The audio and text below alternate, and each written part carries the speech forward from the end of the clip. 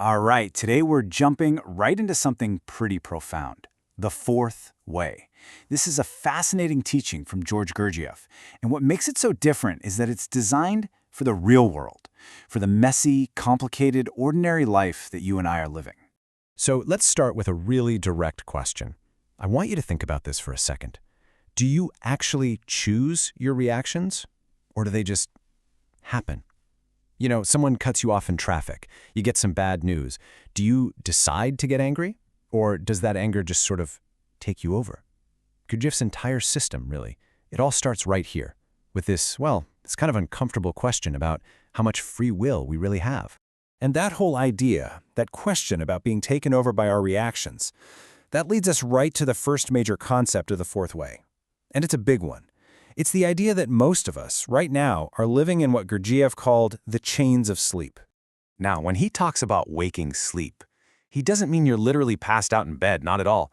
It's the state where, you're walking around, you're talking, you're doing your job, but it's all on autopilot. It's like your true conscious self is just dormant, asleep at the wheel, and your entire life is just being run by these automatic mechanical reactions. So how do you even know if you're in this state? Well, there are a few telltale signs. The first is what he calls mechanicality. You're just going through the motions, right?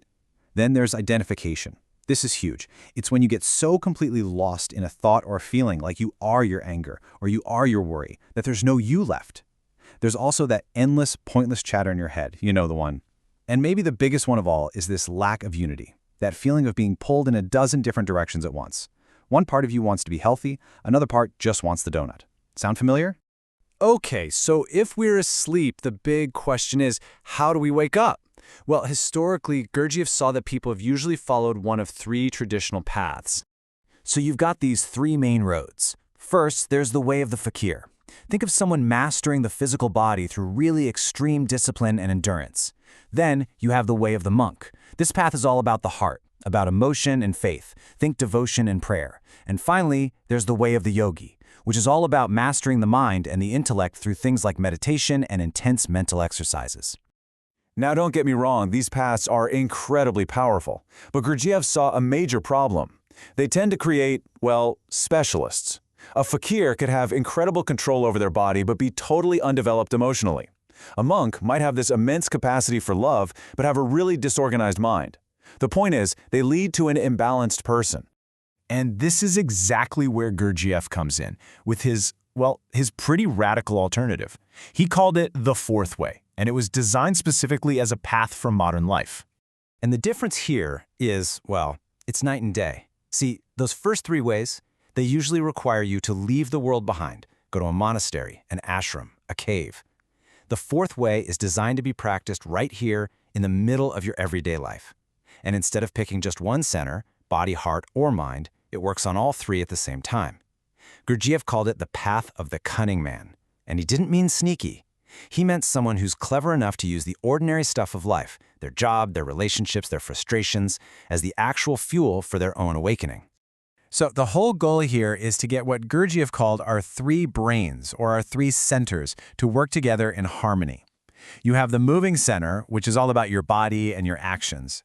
You've got the emotional center for, your feelings, and the intellectual center for your thoughts. Right now, for most of us, these three are constantly at war with each other. The whole point of the work is to get them to finally cooperate, to become a team. Okay, so that all sounds great in theory, right? But how do you actually do it? What are the nuts and bolts? Well, this brings us to the real, practical work of awakening. The entire practice really rests on two main pillars. And they sound super simple, but trust me, they are incredibly deep and powerful. They are self-observation and self-remembering. So let's start with self-observation. Think of it like becoming a scientist of yourself.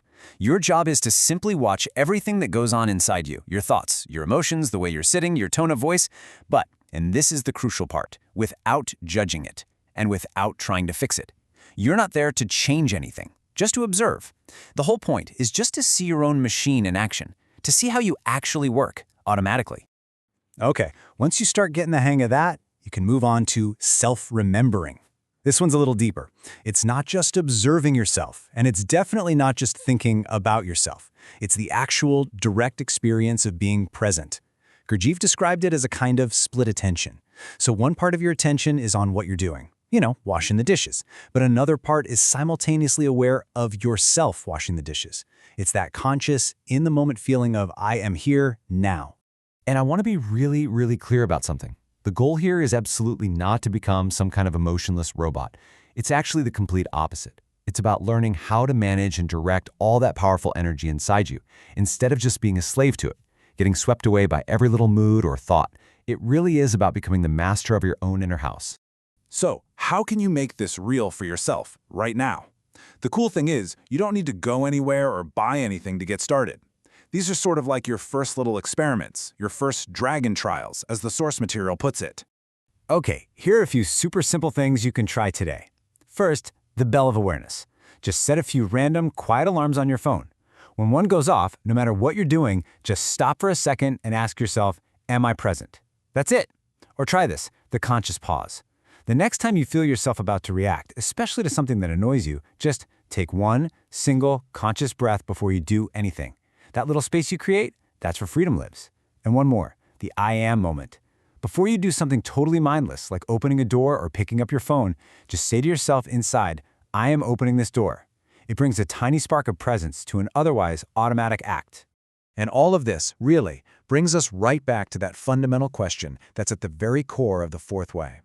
So as you go on with your day, I just want to leave you with this to chew on. Do you actually live your life, or are you just being lived by the currents of habit? According to Gurdjieff, the incredible thing is that answer is totally up to you.